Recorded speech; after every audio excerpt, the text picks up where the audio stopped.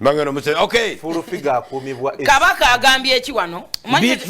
ngenda kizoma nangeze runnemye ngenda kizoma mu luzungu kabaka mbanjagala manye echi kimukwata ko kyamanya ko myo mulungi nga bagamba betrayed kabaka threatened tsunami at Mengo mwandiddemu olukwe nange ngenda kukola enkyukakyuka muzirabe bannange zikole naye tuli bubitaata naye mubatuuliriza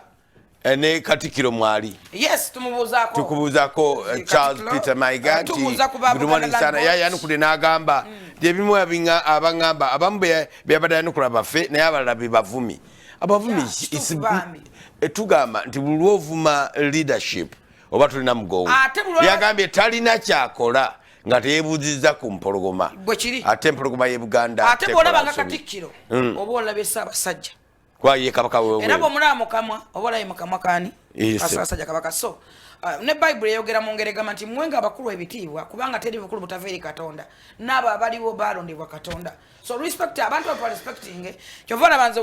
njagala nnyo ensonga naddala zikwata ku Buganda n'eggwanga lyange lyonna nga ggwanga Uganda bwe bavudde n'ongamba Buganda Land Board bazze ne bagamba bazze wano ensonga ezo daga twabawulidde bannange ulira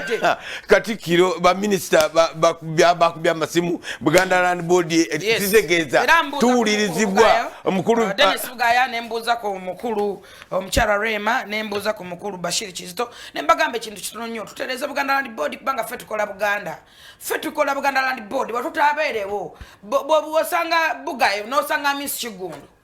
bw'osanga Nakangubi bw'osanga Chastim Senkubuge bw'osanga Mutebi ffe tukola Buganda na kino kankigambe bwe tusituka ne tugamba nti twesimye nnyo nga tuyimba olwa Buganda yaffe ekitiibwa kya Buganda kyavadda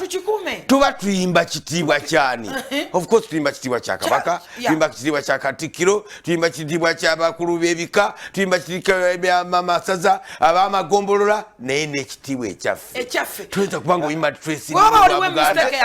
ogenda olira katoli mukubo ebikutu ogenda bitulleri ogenda toyeze wakawo tonabye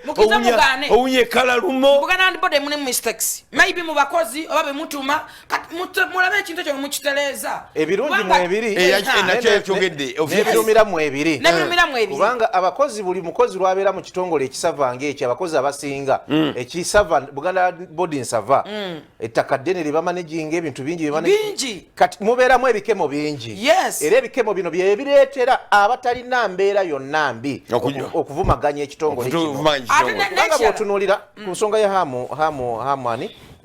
Kigundu waliwo ekiseera yatuuka n'atulukusa ne ku maziga bali ne Godfrey Kirumira nga bava okulaba Ssaabawolereza ku nsonga ezo neno oli naye n'atuuka okugjayo n'ekintu muli kyatandijjeeyo twabeerawo nnyo mu biseera by'ettofaali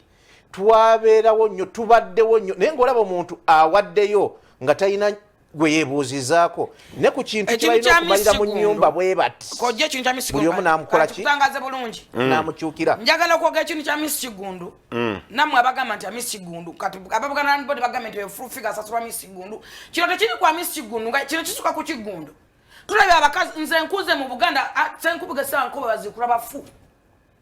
naye sawa yalero sanga omukazi w'emyaka 9 ku ttaka ne bamugamba vaawo wano Kabaka asiimyewo Kabaka tana kyamanyi Kabaka tagobanga abantu ku ttaka ne bamutwaleeyo ekyannabi kyekyoleeyo baagula ogutaka eyo buno muntu bamutematemerako kati byenjagala bano bakitobasiri banoonyereze amawulira mulabye abantu babasengula ku ttaka ne bakaba ne batembulula amalaalo zisanko abantu basengula mirambo ne baddamu ne bagiziika ekintu kya Miss Kigundu kino tekyali ku Kigundu yekka kiri ku ffe ffenna kubanga okumanya ekintu kya Miss Kigundu kyabakunamya bava ne bawandikira Minister of what esazeemu ebyapa bya myezi basazaamu ekitaliiwo lands basazaamu ekitaliiwo wamma bwe mwawandika ne mugamba nti basazaamu ebyapa bya amu kitegeeza ki kitegeeza nti byaliwo bye basazaamu tebasazaamu kitaliiwo nakikabine ne mufuuka ne mugamba ne muwandika ku kizimbe kya amu ekyemakerere naye waliwo ensonga gyewa yagamba nti ettaka lya Kabaka teriyinza kufuuka freehold kubanga ettaka lya Kabaka lirina kubeerawo n'abazzukulu balina kulisangawo kubanga main source of income for the king. It's okay.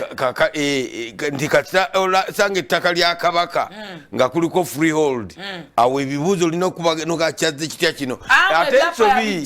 ensobi naye n'ekirala amwe ebyapa yabijjawa tugende press tubuuza amwe ebyapa ani yamuwa ebyapa nga yabijjawa mukono wakyo SPD ekintu ekirala kye tulina okutunuulira amwe ani yamuwa ebyapa bwe bulyake obuli mu bitongole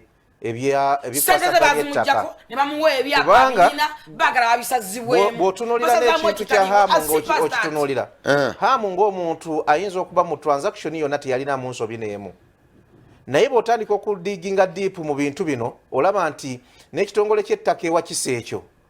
ettaka ekyewakisa ekyo kirina emivuyo mingi jjukira ne mukyala Nakalema yagenda n'akigira nnyo ofiisi eyo kubanga ettaka nayo liri mu Wakiso district ofiisi y'Ewakiso ey'ettaka bweteetereze okutomeza abantu okubabba n'okubafera ekintu kya hamu bwekintabulira amu yagenda Mengo n'atwala ebyapa bye bamuyita n'abitwala ne bamugamba ayita ssente tugende tusavinga ettaka n'ayita $305 naba ne bakwata $305 ne bannyini be balonda basavaya ne bagenda basavinga ettaka lya amu nga weeriri basooka kuswaza amu ne bagamba mu ettaka liri mu nnyanja n'agamba itisoke tugende tusavinga ettaka okumanya baaswala tebakoma okwo ne bava ne bawandika ekizimbe ky'Emakerere mwenna mumanye ebbanga ekimazeewo kintu kitono nnyo kye tusaba batereeze ekitongole kino kubanga ffe tukola Buganda